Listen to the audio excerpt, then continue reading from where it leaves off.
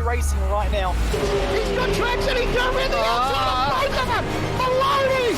Oh, he's taken Anderson! Anderson's up top! Oh my god! Oh! Big crash! Oh my goodness, half the field's gonna get rolled! Sec's very close. These guys are want to make their way through the field very quickly. Oh, there we go! Oh no! That's massive! This is it! This is over! I can't believe this! Oh my god! God, what?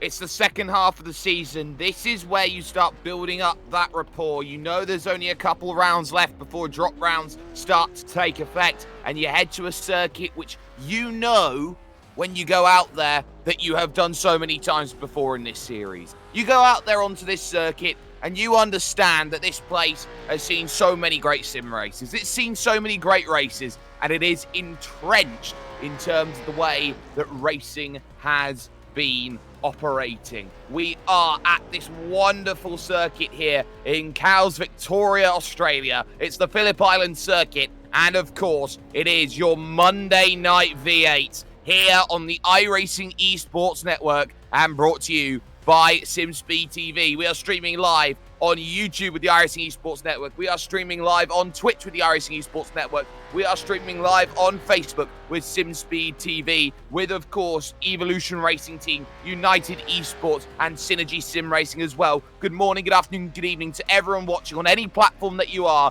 around the world at the moment. I'm Jake Sperry, joined by Cam Dance at this moment in time in the commentary box. Qualifying is currently underway. 8 minutes, 2 laps, get things going. And at this moment in time, it is Cooper Webster who is the fastest of them all at the moment. 127.422. He's got half a tenth of a second around a track today, which is seemingly quite cool. 26 degrees, Cam. So maybe second lap times, there might be a little bit of a sniff where you could go quicker.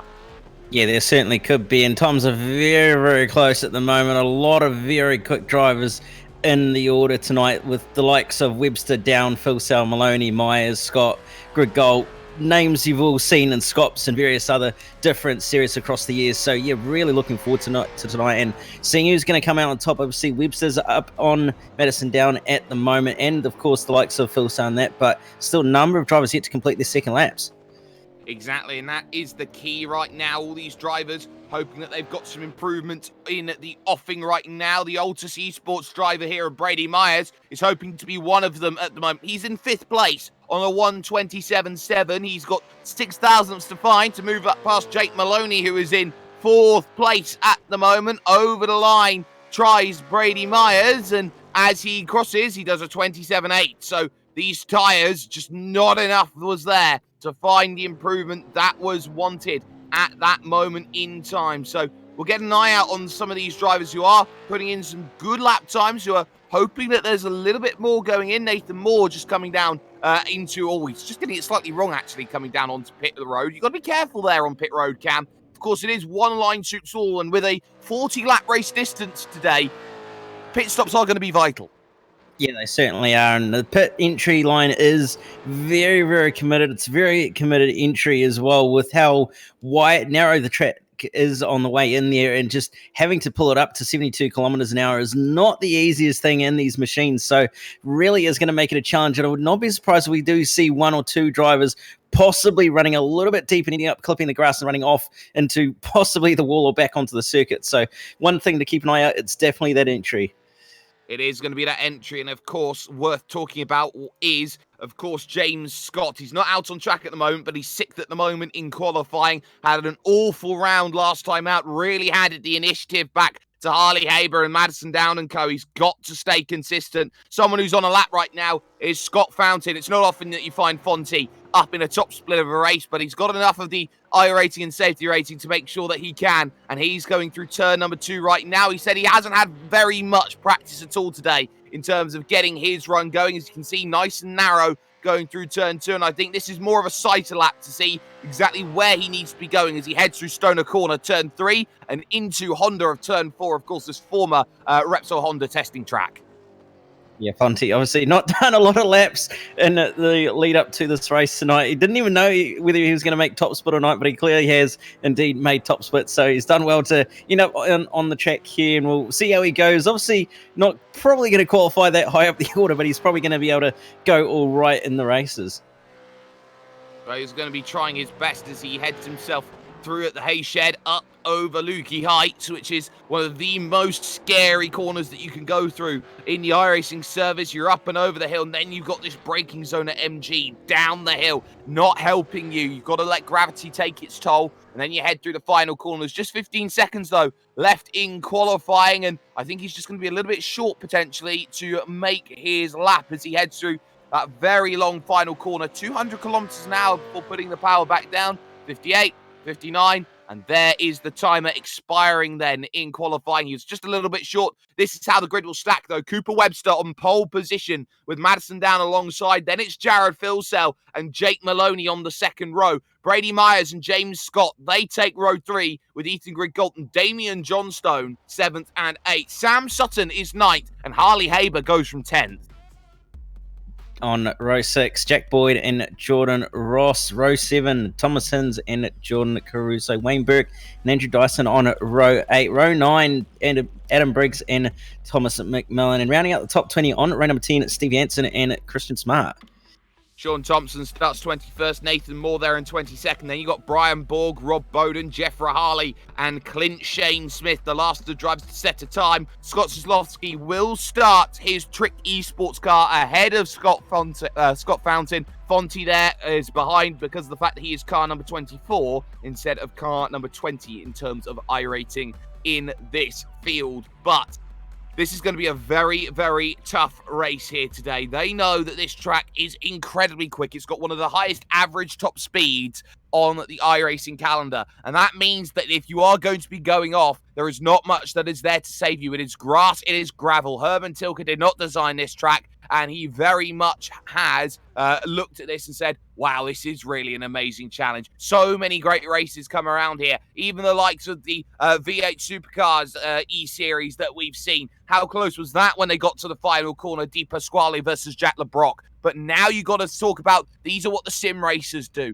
This is what they do week in, week out. This is how good they are, day in and day out. And this is where you've got to try and make sure that you are making that name for yourself. This is getting bigger and better than it has done. And make sure you like, share, subscribe. The iRacing Esports Network gained over 2,000 people this week. There goes the green flag. Webster gets a good start. It's all pretty nice and neat. It was slow, though, from the 4th row. I believe that was going to be Sam Sutton, who's not got the best of them as they go 3 wide behind into turn number 1. Unchallenged is Cooper Webster through this section. And look at this. Oh, little wiggle there. And that's going to be Maloney, I believe that is, dropping a little bit further back in towards turn number 2. No chance to get through for Phil So and co. But look at this. Straight back. James Scott now trying to have his fight. Haber gives a little tap and there and a little bit more. And I believe there's everybody in the mix now trying to get themselves through. Crucially, front 3 okay. It's on for 5th and back. Yeah, it certainly is, especially outside the top 10. The likes of Jack Boyd, John Ross and co. all scrapping for position as they head into the hairpin. One car running wide, that is the ART car of Ethan Grigol at the hairpin. So he's going to drop down the order massively right to the tail, in fact. So that's not the best of starts for him, but he's got a lot of laps to try and recover. A couple of drivers going 2 by 2 through Siberia by the looks of it. Thomas Hins, Adam Briggs as well going through there as they head towards Tay Shed. Yeah, and that was really, really slidey there from Thomas Hins as they head up towards Lukey Heights for the very first time. And it is a very much pack mentality at this moment. Look at this. Johnstone versus Haber. It's Valvoline sponsorship versus Valvoline sponsorship. And Haber's gone in deep down the inside and got the move sorted. That was commitment from Harley Haber. He now has to chase down the man who didn't have a good round at Oran Park, James Scott next. So Haber, after a poor qualifying 10th place, he's made great progress here off of the start. But Cooper Webster leads. Madison down in 2nd. Jared Philsell there in 3rd. 4th is Myers, 5th is Maloney at this moment in time. Here looks Jordan Ross now on Damian Johnstone, who had a cracking qualifying to put himself up into 8th place. He's gone nowhere off of the start so far, but at the moment, it's a gone rogue sandwich with Jack Boyd behind. Yeah, Ross moving up the order quite nicely, having started in P12. He's up 3 spots already and looking to make up another one on the car of Damien Johnston. Going to have the run here down towards the Honda hairpin. Not quite going to be close enough to make a move. Not going to be able to sit in behind for the time being. Yeah, just going to have to wait here because this is a place where you have to set up these moves a long time in advance. Why go Wayne Burke even there behind. Adam Briggsy wanting to find a way through. He's got to be careful about leaving that door open though through Siberia. If he strays out too far into the wilderness, Thomas Hinds might just find a way through, and Hinsey in the R2 car does not find that way through there. So he's just trying to set up that run towards someone. Look at how aggressive he's being there through the hay shed. Yeah, he certainly is. He's trying to get a move on, but he just can't quite find a gap as he's going to look up the inside now of Briggs. A little bit of contact for good measure, but can't quite get the position. And this is going to allow Steve Jansen to possibly have a look at some point if he keeps doing this. And everybody else is getting checked up behind because of it. And that's going to be key. So the likes of Thomas McMillan, Sean Thompson, Christian Smart, Ethan Grigolt making progress, Rahali, Sislowski, Bowden, all in the train, all hoping that they can get by the bottleneck at this moment in time as they head down the front stretch into the opening couple of corners. Once again, Jack Boyd looking like he's the driver most likely to be under pressure here as the slipstream has been crucial here to the opening few laps. That's why we've been seeing not as many overtakes here in the early progresses of this one, but the off-camber turn 2 there for Sam Sutton, trying to gather it back on apex exit and cannot quite get himself in line to make that move to Jack Boyd. So that's something just to keep in mind as this one goes on. Front 3 though, starting to just slightly build a gap here to Brady Myers in 4th place. Took a 10th out that last time by. Gaps 8/10 of a second when they came across the line. Brady has to stay in contact with Phil Sell, who wants to get by his old teammate Madison Down. Yeah, he certainly does feel so want to get a move on. But that said, he's not in the worst position possible at this stage. It is a long race, and the pit stop is going to play a factor. So if he sits behind and fuel saves a little bit of fuel along the way, he will be in a good position to overtake these two in the pit stop. So not going to be in a bad position, but look at this. Jordan Ross. And he's into the side of 2 drivers there. A big accident, and it's going to continue here. And look at this. It's like lemmings jumping off a cliff. Ethan Grigolt's hit his own teammate going through, and that was Jordan Caruso who was off as well. Massive, massive incident. Adam Briggs went straight on at MG. 4 cars involved, and those are the pitfalls, with also Hinsey going off in his own accident. Yeah, it was really, really unfortunate, all that unfolding, and it just happened that it was a bit of a checkup from Jordan Ross running slightly wide, and then obviously the car of Sam Sutton just sticking the nose in and bumping Jordan Ross, who then ended up on the grass and spinning back out onto the track, and from there, just everybody behind had nowhere to go. Luckily, Adam Briggs somehow managed to avoid it, but unfortunately, Ethan Gogolt did not, so he's going to have a lot of damage, and going to be a few different stricken cars around here now. That's what happens when you make a mistake. You find yourself in the middle of the pack and troubles occur on the brakes. Madison Down, though, here in 2nd position as we go back to live coverage here after the Motum simulation replay. Here, he's still got mirrors full of Jared Philsell, well covered into turn 4. The one thing you can say about this Phillip Island circuit, it is tough to go out there and make some moves when everybody has raced this track so much. They know all the places, the popular places to defend into corners, Cam, and so you have to be a little bit more inventive in terms of the way that you go and make some moves. Yeah, you certainly do, and you'd have to be a little bit more crafty in the way that you set your moves up as well, because of the fact that everybody knows where to defend and where to attack. So you've got to try and be a little bit different, or even set your car up a little bit different to try and work it better in various different places. So it's really going to be telling to see who comes out where and who ends up making passes in various other spots. But at the moment, Christian Smart doing a fantastic job hunting down the car of Sean Thompson just outside the top 10. Doesn't quite have the run, but Thompson's going to be an absolute sitting duck in a straight line here. Well, you can see there is no bonnet on that vehicle. It looks like he's got a lot of air going into that engine, so that's one plus, I guess you could say, that he would be having at the moment, but it's not really affecting him too much here into turn number 1. He's got the draft in the KRF, the driver's seat machine, and behind that you can see Smart under pressure. Sislowski looking for a way through at the southern loop, and he does not get anything at the loop there, trying to make a way through. So keep trying. There'll be an opportunity a little bit later on. As close now is James Scott, needing to make progress through this field. Jake Maloney just in front, very narrow coming off the turn 4. This is a small kick there of 5 into the 6 of Siberia. You come along and look for the next corners, and so maybe, just maybe, this is where drivers are thinking about that strategy card. We're on lap 5 of 40. We're already, an eighth of the way through this race at this point in time. So maybe it is just the case that James Scott, just hoping that his fuel saving works well. ERT, known for their fuel saving capabilities, they are pretty light-footed when it comes to the way that they drive these vehicles. Yeah, they certainly are. They've got plenty of experience in these vehicles. Have done various different events and various different races around here and done very well for themselves. So they'll know how to fuel save and where to fuel save best without losing too much time to the cars ahead. But Maloney at the moment doing a fantastic job just to do enough to hold off the car of James Scott. It just doesn't quite seem to have the edge, but you can see in the draft closing and closing, but not quite enough. Yeah, you can see just how close he's getting here into turn number 1. And that first corner is so tough to make a move at if you're not alongside. You have to be so brave. And then you know that even if you do go side by side through the fastest corner on circuit, you are very much going to be in a case where it's not going to work. So you have to remember as well, when it comes to the way that strategy runs around this place as well, someone who is very good is James Scott. He's won the early race over this week, and he did so with an undercut over Brady Myers. So lap 17 to about lap 23, that's where you see the normal one as Maloney was under pressure here. He's left the door wide open now for Scott to try and dive down the inside of Siberia and look for the next battle pack. Here comes the look. He's got to go side by side all the way through the hay shed here and keep an overlap for Lukey Heights. That's going to be the tough bit. Scott's run wide here. He's got too much understeer, and as such, he has to yield the position. He slides wide because the tyres aren't there, and here comes Haber. Now, a bit of contact. 2 title contenders. Scott back on the brakes. Solid hip check there from Harley Haber to try and get on by, and he's getting squeezed on the curve by James Scott. These two do not like each other at all, and just behind them, Damian Johnson is going to be rubbing his hands together because these two are just duking it out so hard. They're only 6 laps in, boys. You don't need to push this hard.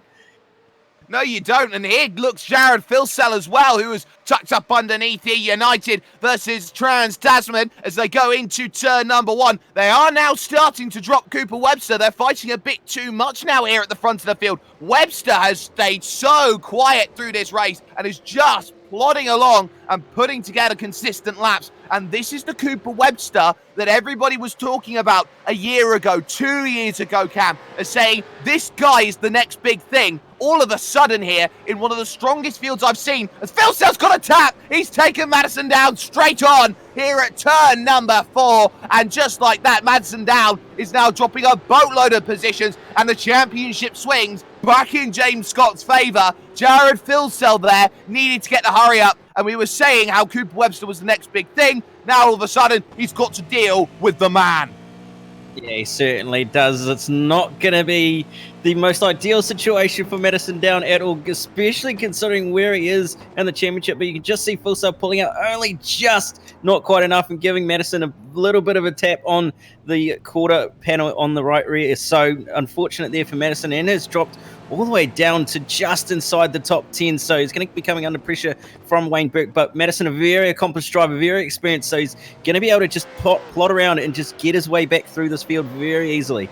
And that's going to be the key here, just getting around consistently around this place. You cannot afford to compound errors one on top of the other, in terms of where he has dropped back down to. He's now in 9th position on an island with Wayne Burke at this moment in time. In fact, you could say an island on his own. He's 8 seconds off of the race lead now, all of a sudden. Here's some side-by-side. Sam Sutton down the inside of Clint Shane Smith to gain a position. Sutton, of course, on the recovery. And now you can see what's next here for Sam Sutton. He's got Bowden, Rahali, and Christian Smart. Smart now looks like a massive bottleneck here. As you can see, close goes Rob Bowden, trying to make that push on through the field. And as he gets through, a bit of contact there with Jeff Rahali, who very much had that covered.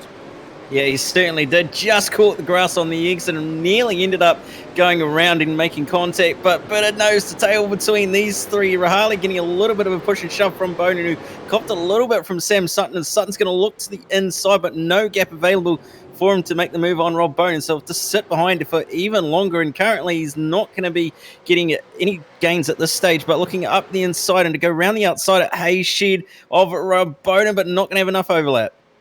Well, he's going to now dive for the inside. He's got one. Briggs is going to try and take advantage. He's, though, a little bit too much on the curb there, so he's not going to get it at that point. Can he lunge to the inside and pick it up down at MG? Oh, you bet he can there. That's a wonderful move from Adam Briggs. Well scouted there as Rob Bowden just happily lets everybody go by here in this one. Up in front of that three-car fight, McMillan and Thompson and Kozlowski going at it. Of course, you can see Thompson's battered KRF, the driver's seat car, at the moment in time. It's looking like it's a little bit worse for wear. Here comes Kozlowski down to the inside for Tricky Esports. And has he got this move all wrapped up with a nice neat bow? Absolutely not, as he's going to try and lean on the side as they head into the southern loop of turn 2. If he can hold it around the outside, this is going to be a very tough place to try and recover it, but he can't. So now he's got to relook at 4.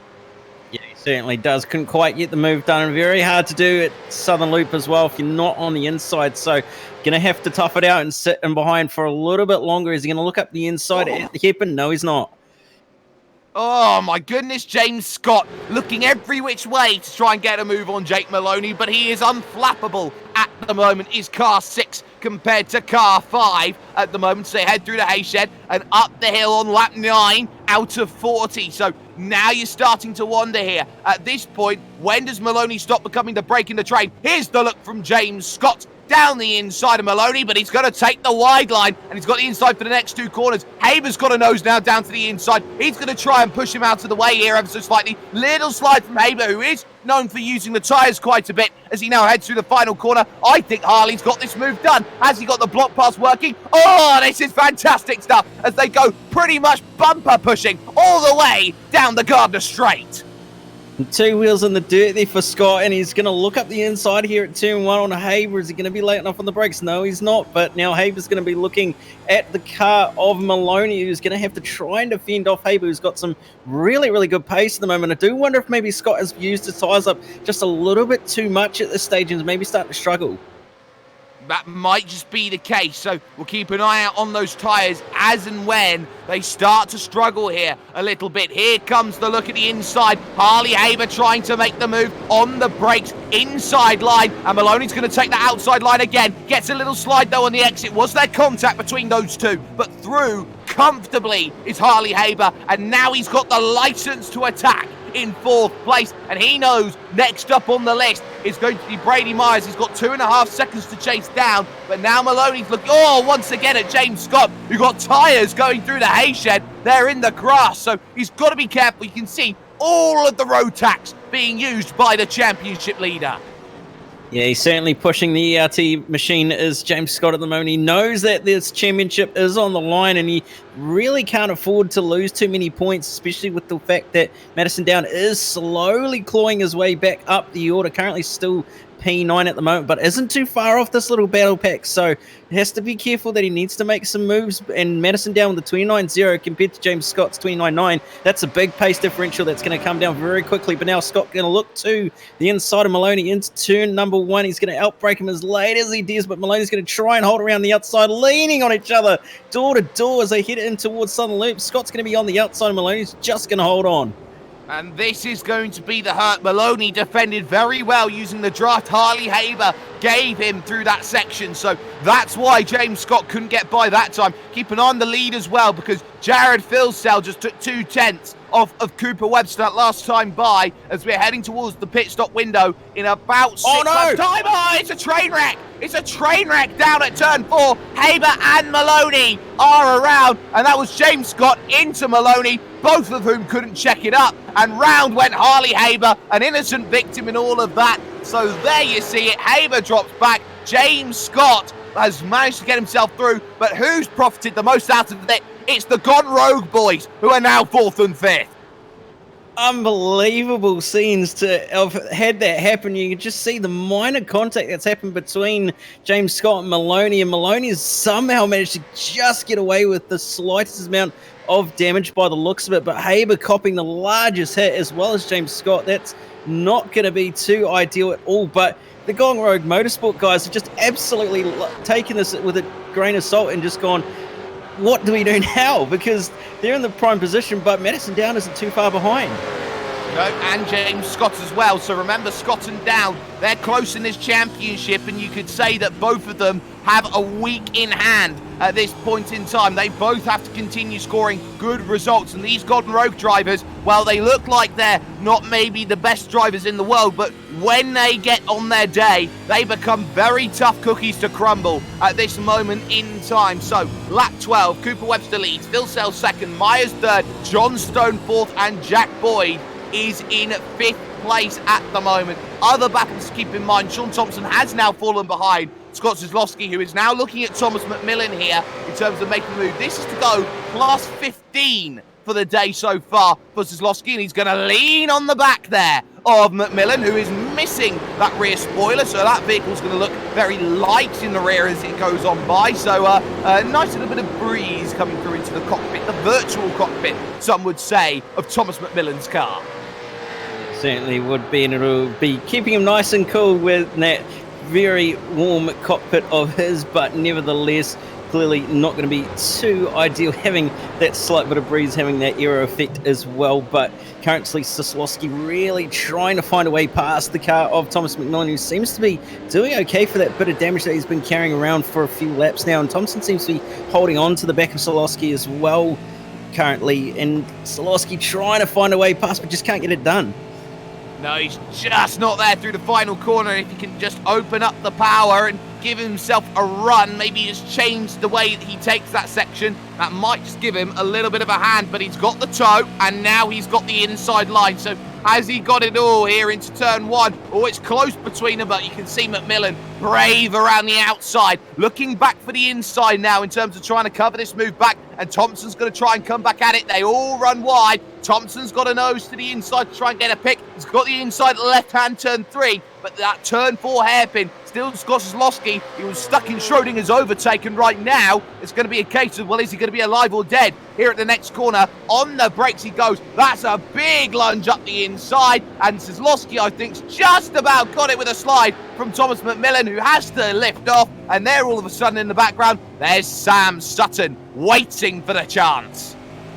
Yeah, he certainly is, and he's looking already to try and get a move done here. But the road is blocked by Sean Thompson and Thomas McMillan in front of Sam Sutton. It's a proper roadblock, and McMillan's going to run just slightly deep and put two wheels on the dirt slightly, and now Sean Thompson running a little bit wide, and now Sam Sutton's going to look up the inside of McMillan at Loogie Heights, but not quite going to be able to get it done. There's a bit of door banging going on between the two of them. They're going to head through side by side at MG. Now Thompson's going to come back into this and look up the inside at the final corner, and probably going to get the position from Sutton here. Yes, we got to remember there's no pace there in the KRF, the driver's seat car. It could very easily all fall away at the moment. That pack of 4 is still there, is still close at the moment between John Stone, Boyd, Scott and Madsen Downers. This pack we're looking at side by side into turn 1. Here comes Sam Sutton. They're in the magical One Performance car in towards turn number 2. He's going to have to go the long way around again to make this one happen. Just give himself a little bit of room there on the inside. And, well, they're going to touch on the exit. And now here comes Adam Briggs back into the party. Yeah, and Briggs is going to look to make a move up the inside of Sean Thompson as they head down towards the hairpin. He's going to be on the outside for the hairpin, so he's going to try and brake as late as he dares. Doesn't quite brake late enough, but going to hold it around the outside just, but slots in behind Thompson for the time being. And Briggs being held up a little bit here. He's got some reasonable pace under him at the moment. James Scott is now right there or thereabouts on the back of the Grand Rogue boys currently as they head into Loogie Heights.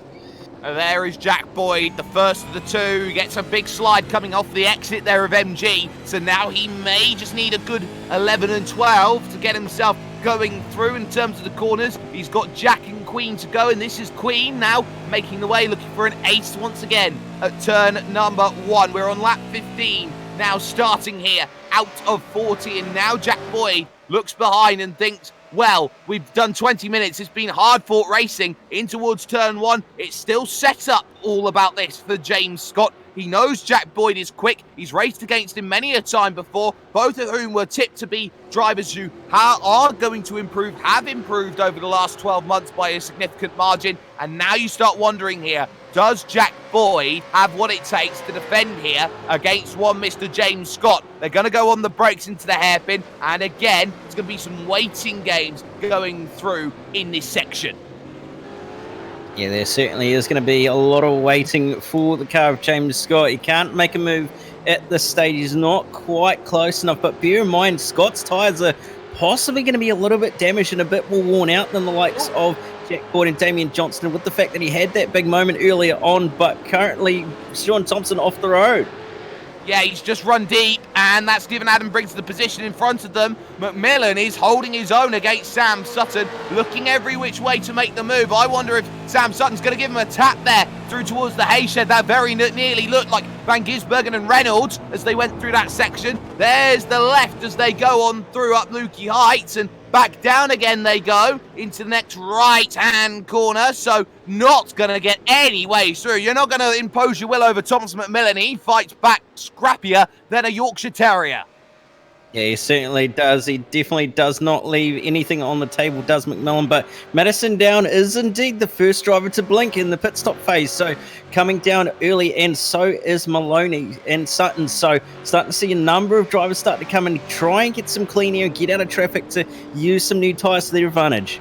This is crucial. Both Trans-Tasman drivers have made the first call to come down in. Sam Sutton follows. Remember, he was stuck behind Thomas McMillan. It makes sense to come down in early and use the advantage of the fresh tyre to get themselves out and going again. There goes Madison Down, off and away, and crucially for him, he's got a bit of clean air to Nathan Moore at this moment in time. But here comes Fonte onto the scene. Now this is going to be interesting here. Fonte is going to lift off and stay behind. Let's get a little look at Fonte driving on camera if we do have that availability at the moment. He's been on the back end of things, as actually Madison Down runs very wide there through that left of turn number 2. But here is Fonte for you, who is up on screen. There you can see a nice chin, and that's it. Just a nice chin of Scott Fonte.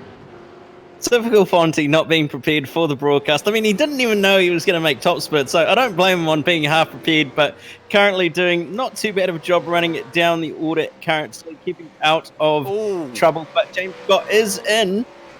He's left it tight as Jared Filsell also pits. How close do you want to be getting yourself going through? Here's a motion simulation replay for you, ladies and gentlemen, of just how much he was attacking. You can see, got a big slide. See all of that correction. He was sliding it through, and then he's gone, oh, wait, I want to pit this lap. I want to pit. And he's left it incredibly late to get himself down onto the lane. So James Scott leaving the finer margins. Harley Haber in on the lane, as well as Wayne Burke as well. So now drivers starting to make that call. Time to come down in. Off goes Jared Filsell. This is where you start to wonder here, Cam. What will there be a covered off stop going on for Cooper Webster as James Scott gets away? Yeah, there could very well possibly be a covered off stop from a reaction to Filsell for Webster, but Madison Down did have a second quicker stop that time by compared to Filsell, so Filsell having a slightly slower stop than those who have already pitted. But interesting bit's going to be whether he jumps Webster or not, who's going to possibly come in this time by in reaction, but we'll have to wait and see whether he does dive down onto the lane. Bearing in mind, we're only 17 laps in, so we're not quite halfway, but everybody's starting to dive on in. Webster continues on.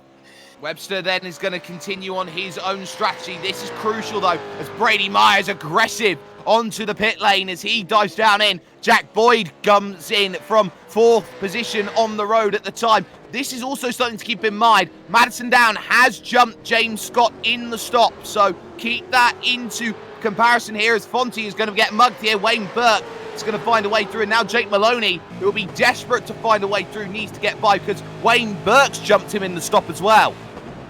Yeah, he certainly has. So Jake Maloney losing a little bit out here in the first pit stop. Currently not too ideal. Obviously did have that moment earlier on in the race with James Scott and co, but nevertheless doing a fantastic job to try and recover. Thomas McMillan and Sean Thompson both in, as well as Christian Smart coming down into the lane. And McMillan did miss his box a little bit, so that's not going to be too ideal. And Nathan Moore's had a moment into pit lane as well, so pit lane entry has caught some out.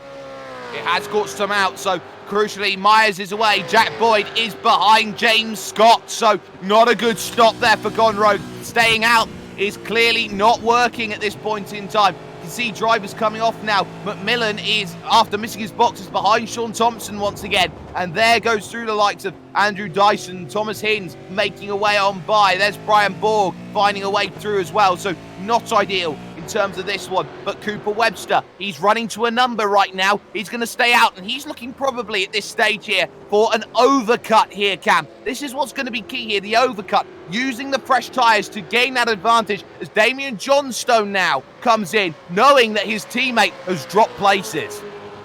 Yeah, it's not a bad reaction to use your teammates as a relative to see what the pit stop is doing. Steve Jansen also comes in. Scott Solowski stays out, and Clint Shane Smith is looking like he's going to stay out. But Hinsey at the moment having to do it tough with Andrew Dyson at the moment as they come through Siberian, head up towards Hayshed. But Hinsey not quite going to be able to get a move done at this point, but he's going to be looking very racy to try and make a move early on.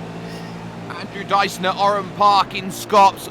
People wondered if he had a Dyson sphere in his car. He was creating so much energy in terms of going long on the fuel. Here comes Hinsey down the inside looking for the move. Can't get it done at MG, but wide goes Dyson. And this will be the chance that is very much looking for as they go side by side through turn 11. It's going to be tough to get it done around the outside of 12, but he's got the momentum. That's the key fact here. Maybe on the outside, but there you can see it. Thomas Hinds with an absolute fantastic move as he gets it done. In terms of where Damien Johnstone has come out, he's behind Jack Boyd. He's behind Wayne Burke as well.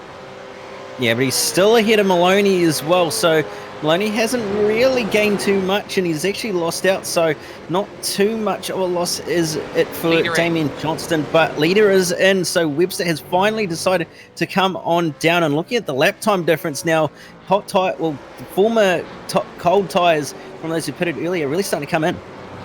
He looked very close on the line, did Cooper Webster. I think he's just okay over the gun as he hits the brakes into his pit stall. It'll be the final pit stall because he did start on pole position. A couple of drivers have yet to come in. Scott Zlowski was one of them. Clint Shane Smith will now take a lap lead here in this race. Rob Bowden will dive in, and here will come Jared Filsell through turn number 12 to go and get himself that advantage here as he looks to put on the power. Where is Cooper Webster? He's coming out now, but it's going to be too late. There goes through Jared Filsell. He's got an acre. He's got 2 acres now in terms of a lead. Webster now with the second position right now. Jared Filsell has masterminded another stop in the strategy.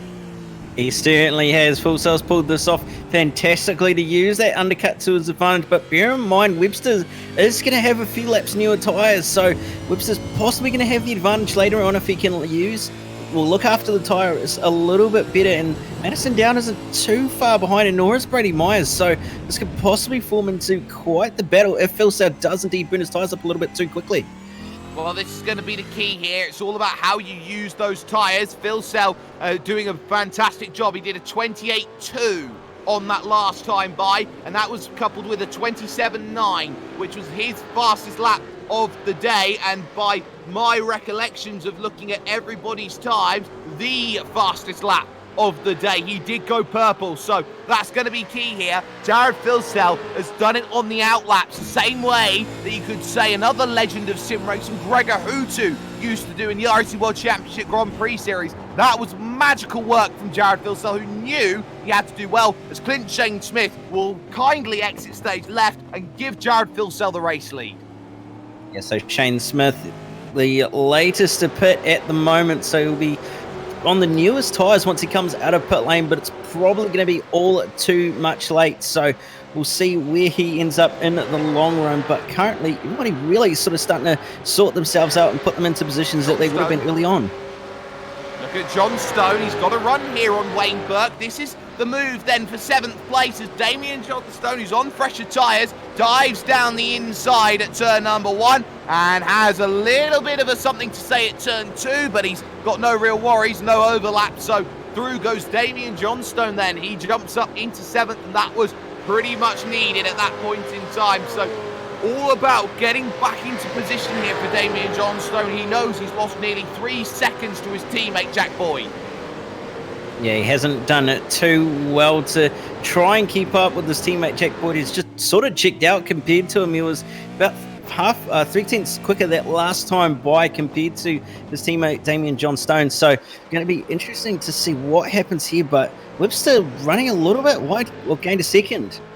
Wow, he's absolutely pushing forward. Brian Borg taking off with him. Andrew Dyson down at turn 4. I had my eye on that. That's why I was a little hesitant there. It was a lunge there coming in on the brakes from Brian Borg. He couldn't get it slowed up and ultimately ran his opponent into a corridor he could not escape from through that section. Here's a motion simulation replay to Cam. Just take us through it. Yeah, big dive from the car of Brian Borg, just couldn't quite pull it up in time, and unfortunately ended up going off with the car of Andrew Dyson. So both cars losing out, especially Andrew Dyson, who had to get off the grass and back onto the road. So they've fallen down just out to the lower reaches of the top 20 now. But fastest lap of the race, Cooper Webster, he is absolutely flying. Those tyres are starting to come into temp really nice. Flash of the headlights as well. He knows he's coming. He knows he's coming, and he's going to try and use every trick in the book to try and get by Jared Filsell. But Jared Filsell, as you know, Cam, he is a student of the game, so he knows exactly what to do. He's read the book. He's probably written articles in the book, such as how he has used his way of battling time and time again. He knows that's just cheap tricks from Cooper Webster. He will know he's in a fight when he has to start defending properly. Yeah, he certainly will. And bear in mind, Webster was a former teammate as well when Filsell was at Evolution Racing Team. So Filsell's going to know exactly how Webster operates and where his strengths and weaknesses are with the fact that he was there. But Sam Sutton has indeed blown an engine by the sounds of it. So Sutton's race is indeed over. Heading towards turn number 4, trying to get himself blipping down as he goes through. Blip, blip, blip, blip, blip, blip. And there went the engine as he goes straight on and straight out of this race. A shame, but the race lead very much on that gap now, down to just, get this, 0.2 of a second. That was another 0.7 on that last lap. Jared Filsell starting to struggle. This is where the overcut is coming in. 0.7 of a second each lap, and he only pitted, 3 laps later than Jared Filsell. This is good work, but remember, he's got to make the move on track, and that's going to be tough here because Filsell will only give you a racing room if that is the case. Maybe Filsell's trying to check up Cooper Webster, bring Brady Myers back into the battle, but on the brakes into the hairpin. Again, nice and neat there on the apex. Just make sure that Cooper has no real overlap to go out there and attack.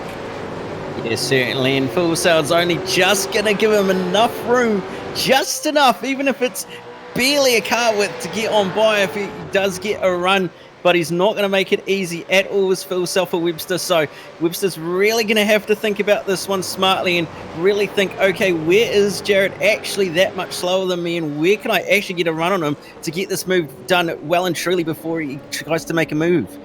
Well, he's going to try and look every which way is Cooper Webster, but for all of the youth that Webster has, he knows what patience is all about. He is a wise head on young shoulders. Little bit of grass, he heads through the apex there at the final corner at the very beginning. That would have compromised him slightly here for the run towards turn number 1. And now he starts to get bogged down ever so slightly behind Jared Filsell. And we've seen it so many times before. Not often do we see Filsell having to defend in races like these. He normally walks away, but he can't do so this time because Cooper Webster is keeping him honest at every single stage of the way, in through the southern loop once again. And you can see it's all about pick up a run off the exit here, and just enough. Jared Filsell pulls the gap out to 1 car length gap in between them. There's going to be enough room for a lunge if he wants it, but of course there's 17 laps left in this race. Here comes the lunge though down the inside. Has Cooper Webster overcooked it though? Yes, he has, and well, he's going to have to try it all over again. He's been made to look pretty average there with that move. Yeah, Filsell's read the pass very, very well and done a fantastic job to counter that by driving straight back underneath him with that mistake that Webster's made. So Filsell back into the lead, and that's going to hurt Webster's front tyre a little bit with that lockup as well. So he has to be careful he doesn't burn those tyres up too quickly, especially with the fact that he's having to push so hard. But nevertheless, he'll do everything he can to try and stay on the back and get a move done sooner rather than later.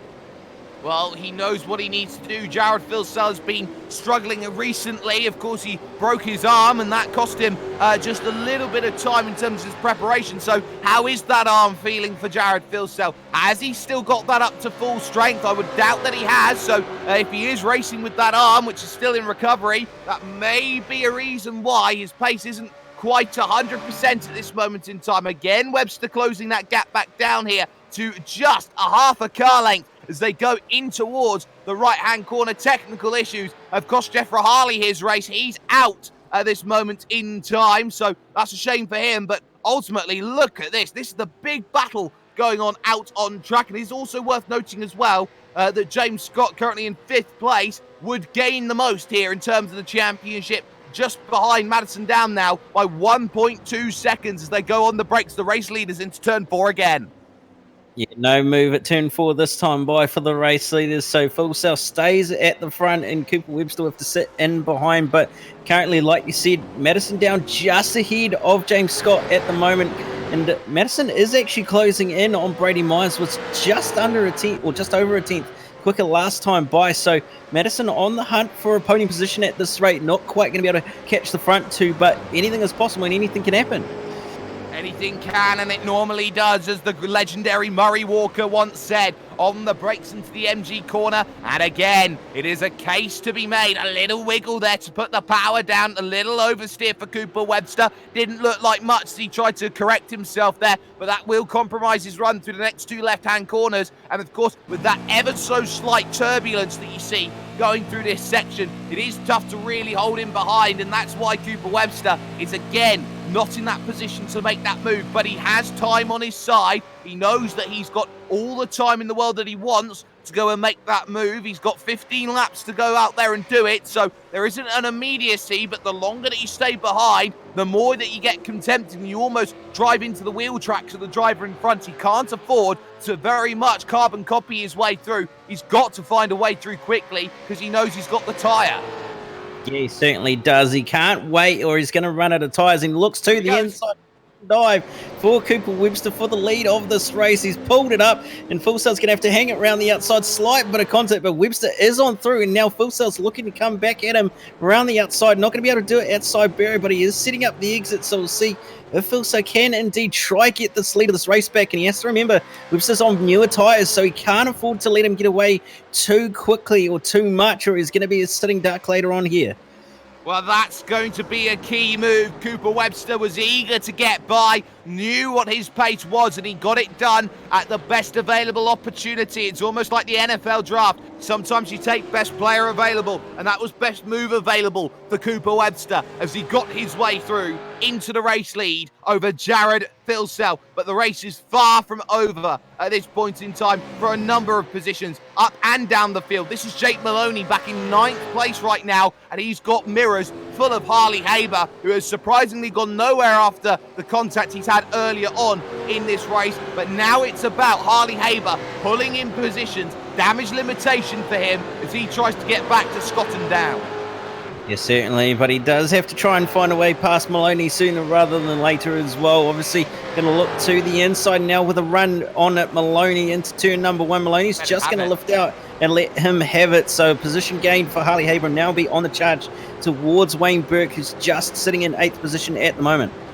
Well, that's going to be key there. Harley Haber making the move then up into 9th position, and every place is going to be vital. He's got 7 seconds to chase down if he wants to get to Jack Boyd, and that would be the ultimate damage limitation, but he knows that he's got 13 laps to chase those 7 seconds. Keep an eye out on Philsell, though. He has not gone away in terms of this race, and he will try and continue every which way to deal with the race that he's got. Got other battles going on. Sean Thompson versus Thomas McMillan is one of them, as well as this 4-car scrap, Bowden and Borg, and off goes Christian Smart into the kitty litter.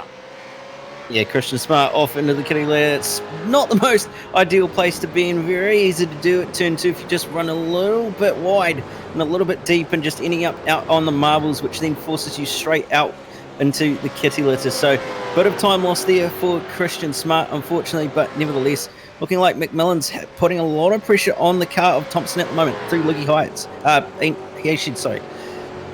Yeah, you can definitely see how the pressure is really telling here from Thomas McMillan. He wants to try and find a way through. It's almost like it's last call at the bar at this moment in time, and every position pretty much gets you the drink that you want. So for Thomas McMillan, he knows he's got to try and find a way through, but we know that Sean Thompson is very much a hit or miss driver when it comes to certain circuits. Some circuits, Cam, he'll be miles off the pace. Other circuits, he'll be right up there challenging. Yeah, he certainly will. It's funny how some drivers are like that, where they're quicker at some circuits and quicker at others, but nevertheless does a fantastic job at those he's quick at, and clearly shows good pace at those that he's quick at as well.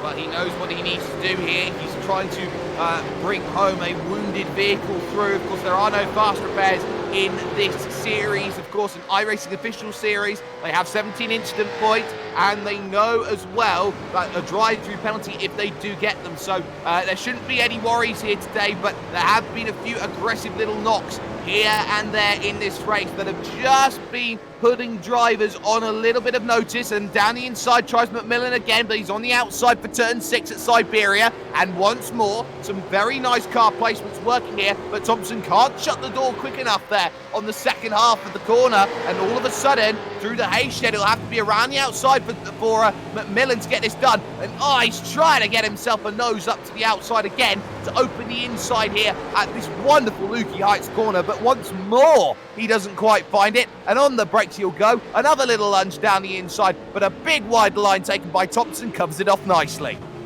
No success there for McMillan. Once again, Thompson doing a very good job at defending from McMillan, who's just throwing everything he possibly can to try and find a way past the car of Sean Thompson, but it's just not working. And you do have to wonder if McMillan is using up those tyres really, really hard, pushing as hard as he is, but Thompson doing a fantastic job nevertheless to hold on. Well, for now, down the inside at turn 1, this is probably going to be a case of try and hold it around the outside of 2. Thompson again holding on nicely to position here. And, well, is there an up and under? There's a bump. And there's a second bump, and McMillan's getting a little bit frustrated here. He's going to try and use the chrome horn, so to speak, to try and make his way through. And has he got this, though? He's on the outside into turn 4. That's going to be a tough place. He gets a big slide through turn 3. He caught the curb as he now hits the brakes. He got it all slowed up nicely, but Thompson, again, absolutely wonderfully blocking here down the inside. Nothing you can do, Thomas McMillan. You can bump and bang and rant and rave about it all you like, gives him a little tap to the rear quarter panel and says, I will get through now by hook or by crook. Or will he just let him have it and say, nah, mate, that wasn't a fair move. I'll try and do it properly here, side by side, as they go through the next right-hander. That looked like a missed gear ever so slightly by McMillan. Yeah, possibly did then. Well, possible wheel spin for McMillan, so not going to gain that position, and Sean Thompson will take that one and be like, thank you very much, that is not your position.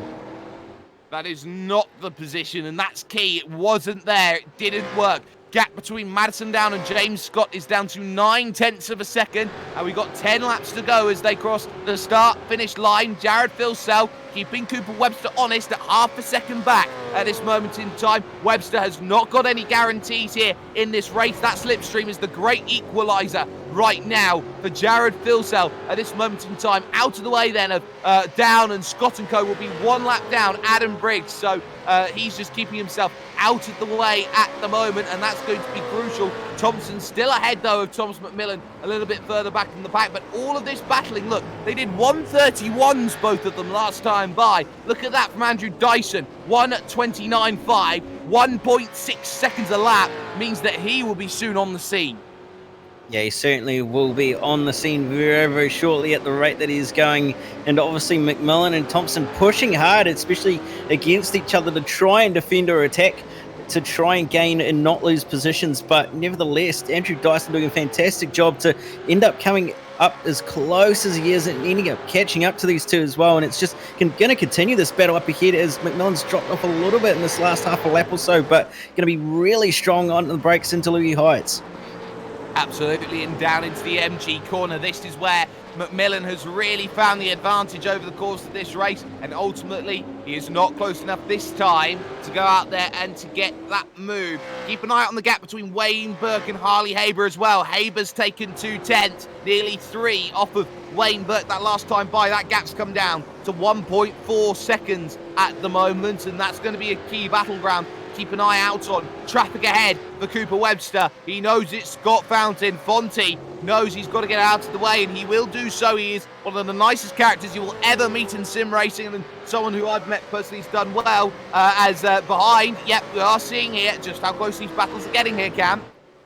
Yeah, we certainly are. They're getting very, very close at the moment. You can just see there's absolutely nothing in it, especially between Webster and Phillip. Phillip 4,000ths of a second quicker that last time by compared to Webster. So they're neck and neck, these two out front, and just not doing anything wrong, pushing each other the whole way. And Webster with the slight edge at the moment of clean air, but Phillip's definitely pushing it, giving it everything he possibly can to try and get this one back.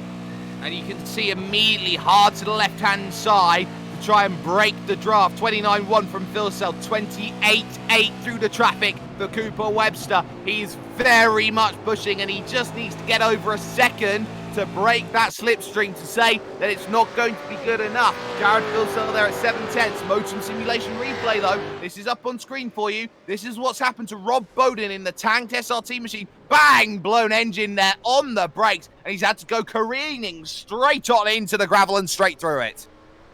That's a little bit heavy on the downshift, I'm going to say, and very, very reminiscent of the fact that the pistons are probably no longer moving in the engine. So unfortunate there for Rob Bowden to end up ending his race after doing not too badly, actually running just inside the top 20. But nevertheless, Tom McMillan is back again on through with Sean Thompson.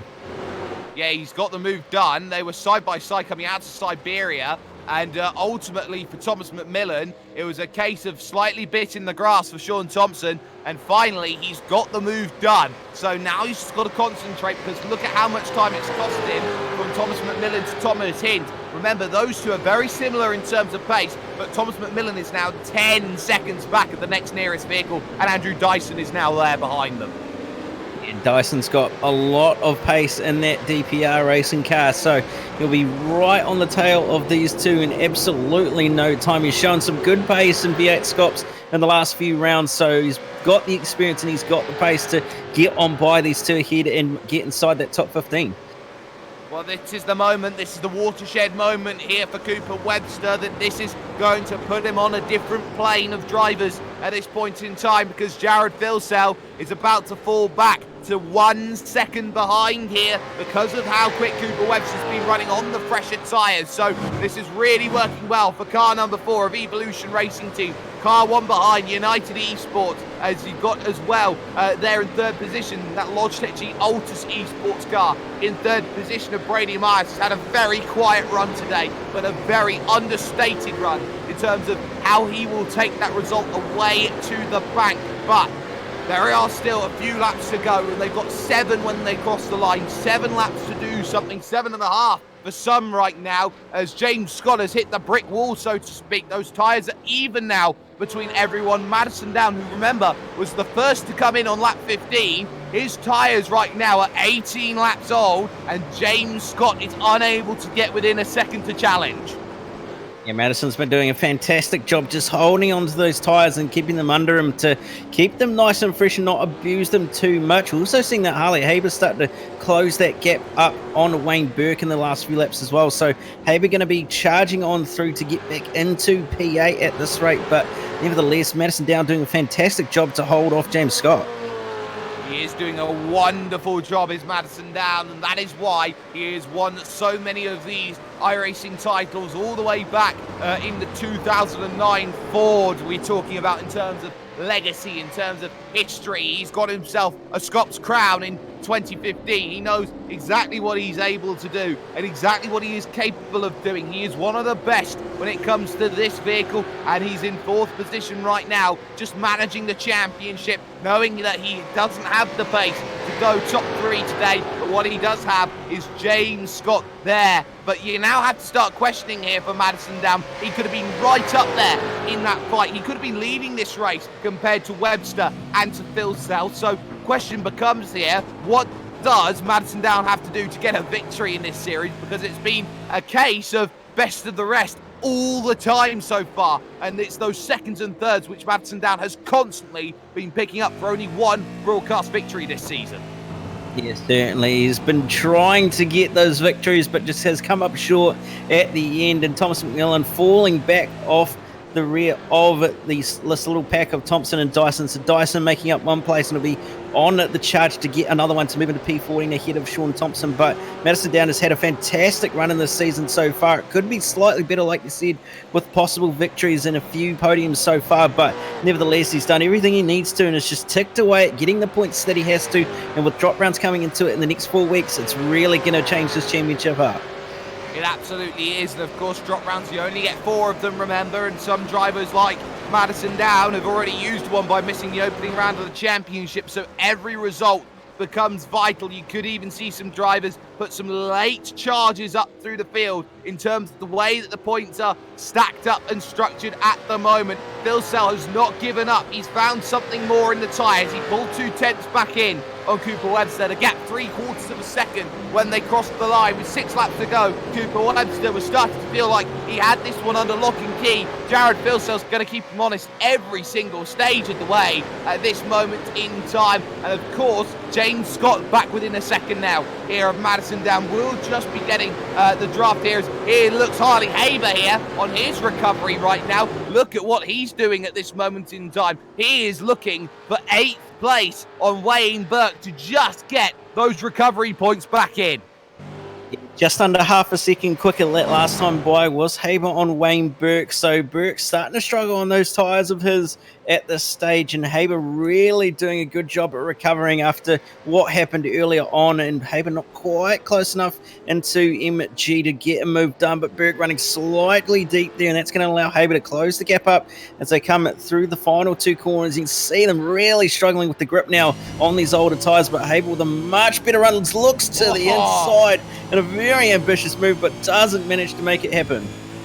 Nearly went full Anton Di Pasquale through the final corner there as Wayne Burke almost played the part of Jack LeBrock. But here comes the little look then at turn 1. Not going to find it, but you can see just how much more speed he is carrying through the entries of pretty much every corner. Harley Haber is desperate to get through. Already gives him a tap as well. He gave him 2 taps for his troubles, and Harley Haber now is getting a little bit too antsy out there. This is the Harley Haber of old who would get incredibly aggressive to get by drivers, and I think that he needs to just bring his head down. He's going to look at turn number 4. He's now made his life a little bit tougher for himself as young Harley, but down the inside, Wayne Burke is going to try and fight on the overlap. No chance. Yeah, certainly had no chance there, running right out to the edge of the curb and obviously getting cut off by Haber as well. So no chance to try and defend it around the outside did Wayne Burke, but Haber now up into PA and is actually matching the pace of Damian Johnston at the moment. So if Johnston drops his pace a little bit, he might just be able to try and fight his way into P7. Will Haber? Yeah, he needs to just really push though, does Harley. He's got a few seconds to get to Damian Johnstone, but crucially, Johnstone running the right laps here, 29.3 that last time by for him, so no real concerns about the overall pace at this moment in time as we have ourselves 4 laps to go here at Phillip Island, and the gap, well, here is the watershed moment, 1.1 seconds, Webster and Phil Sell, and all of a sudden, any hope of that victory is just starting to fade now for Jared Philsell. Cooper Webster has worked hard over the entirety of this race. He has broken Jared Philsell's spirits, and all of a sudden, there is the big slide comes in from Philsell all the way through the corner, half drifting it. It's everything now. It's all or nothing. It certainly is, and Philsell's running out of laps to try and close this gap back down and get a move done. Obviously, the tyres are going to be very old at this stage and very well used, as we saw coming out of the hairpin, getting really sideways, but he's going to throw everything he possibly can at it and try and at least keep this gap as close as possible. If he can't win it, he's going to make it Cooper Webster work for it, even if the gap is just slightly big. Even if that gap is starting to get a little bit larger, every position matters at the moment. You've also got this one closing in, Janssen, Anceslowski and Hinz. Right now, this is just outside the top 10, 11, 12 and 13 in their own little race right now, but Steve Janssen managing his gap nicely just to keep things into perspective. Now, this is where things are going to get awkward for Damian Johnstone, because this is a fight for position in front. It's the battle of the lap down cars here in this race. Scott Fountain, Adam Briggs, going at it here, and Fonte has to be careful here in car 24. Adam Briggs is incredibly quick in car number 8, keeping himself right in line, looking maybe at a move down at turn 1, turn 2. John Stone knows if he gets caught up in this, there is a United Esports car behind that will definitely want to make a way through. Certainly, and Haber also 10th quicker that last time by compared to John Stone as well. So John Stone's going to want to make his way past these 2-lap cars as quickly as possible. Briggs getting a nice run on Fonte as well, and he's going to look to make a move around the outside, hit the Honda hairpin. Fonte's going to lift off and let him on by. Yeah, that's easy pickings there, and you can see just how much closing up on the brakes here as James Scott just in front of this battle is closing in here on Madison Down, keeping him honest here through the final couple of laps. There's 2 to go when they come to the line, and all of a sudden the championship could take a twist in the tail, so to speak, as all of these drivers today, Down and Scott and Haber, they have run themselves into trouble at some point during this Phillip Island race on the brakes. Remember, the early race was James Scott. He's got points in the bank. I'm not sure he's going to improve too much more, though, on those points that he's gotten, but he should try and get something here. That 4th place could mean a lot. Yeah, it certainly could mean a lot, especially when it comes to drop rounds. So he has to try and find a way past Madison Down, but weirdly enough, Madison did possibly seem to make a mistake in that last lap. Scott really did close in compared to now, but it seems that Madison is starting to pull away a little bit again. Yeah, and it's 0.8 of a second now. So Madison, who did do well in that final sector, just did lose time overall then in terms of that one as they went on through. So they've got to keep that in mind as they continue. In terms of battles out on track, it is still there between Thompson and Dyson and Thomas McMillan with 2 to go, as well as this one as well, Cam. You've got Brian Borg and Clint Shane Smith fighting for 17. Yeah, still battles going on further down in the field. Shane Smith trying everything he possibly can to try and get on by Brian Borg. Didn't quite get the run out of the corner there, but seemed to be not too bad. Can be in the draft of Brian Borg as Clint Shane Smith, and he's going to look to not the inside as he's not quite close enough for turn 1, but you can just see that he's trying everything, even using a lower gear into turn 1 to try and get some drive, but just not quite working. He's trying to get it working. James Scott closing, approaching the final lap, though, coming along for Cooper Webster, who now has himself just 4.44 kilometers to get himself home, to get himself over the line, as he knows that he has beaten the very best at this moment in time over 39 laps. He's got himself 1.4 seconds over Jared Filsell. Behind that, though, Madison Down sees that into his draft, into his slipstream.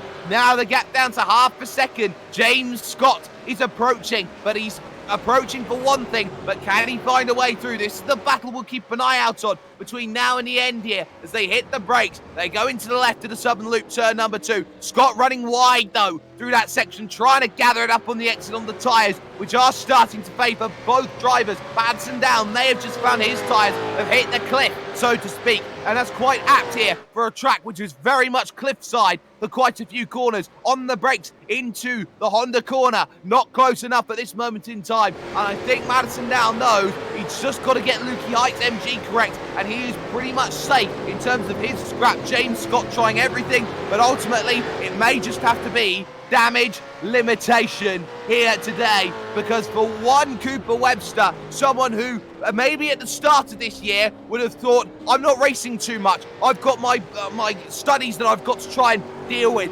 Maybe there has been a little bit of a silver lining to how this pandemic has helped out Cooper Webster, because he is showing in 2020 that he is the next big thing at Evolution Racing Team. Cooper Webster wins at Phillip Island ahead of Jared Filsell and Brady Myers into 3rd position. Madison Down will come home ahead of James Scott to gain more ground in the championship.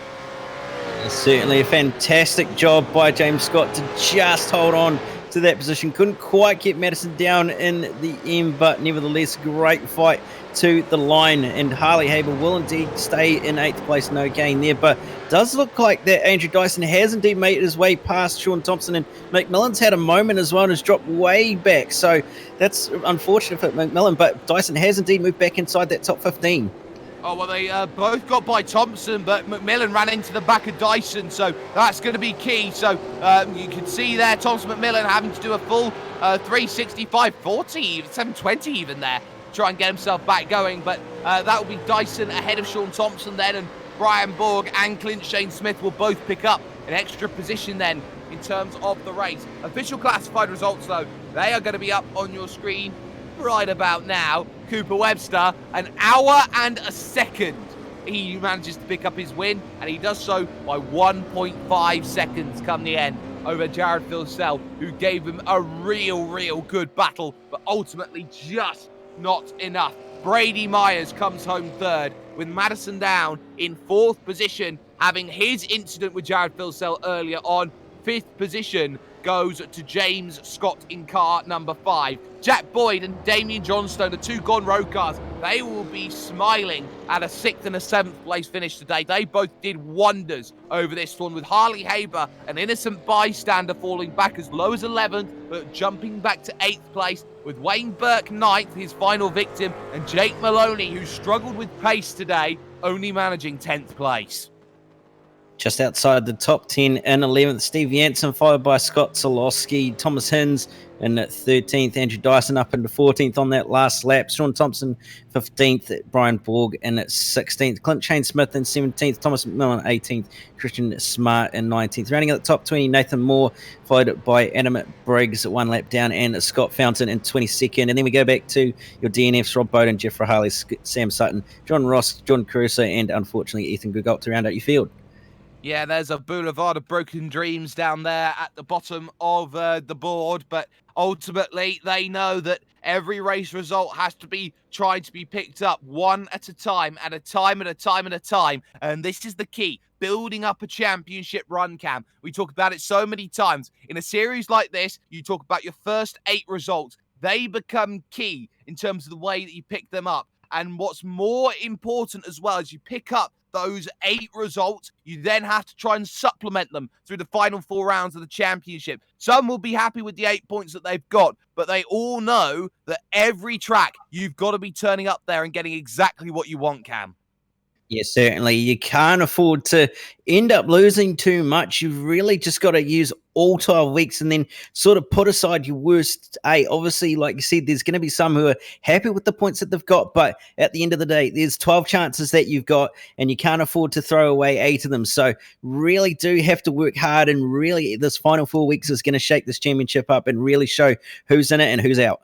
There's 5 weeks left, but they head to Road Atlanta next week, which will be very interesting. Of course, there is a Scops round coming along at the weekend, and you can catch that on the iRacing Esports Network. If you haven't already, like, share, subscribe. We gained over 2,500 subscribers over the course of this weekend through all of the amazing action that had been going on. Let's make that push to 50,000 subscribers, why don't we? And make sure that you are all watching some brilliant racing. But Road Atlanta becomes the next key battleground here as we bring proceedings to a close here on SimSpeed TV. A massive thanks to Motum Simulations here on the replay, who have been absolutely fantastic in sponsoring us once again. Jay Kennedy has been on the cameras, and of course Cam Dance has been on my left-hand side. I've been Jake Sperry, and Cooper Webster has announced himself onto the scene. He had his breakthrough last year, but all of a sudden, he is now on a different plane. He's showing that he is taking it to the very best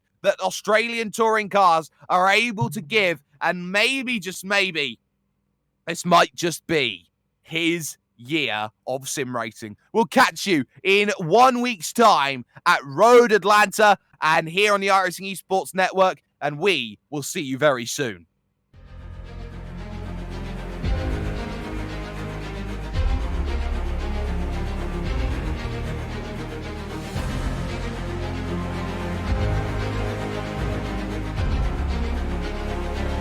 This is fantastic. This is GT racing right now. He's got traction, he's got everything outside of both of them! Maloney! Oh, he's taken Anderson. Anderson's up top. Oh my god! Oh! Big crash! Oh my goodness, half the field's gonna get rolled! Second very close. These guys are want to make their way through the field very quickly. Oh, there we go. Oh no! That's massive! This is it. This is over. I can't believe this. Oh my God. God, what?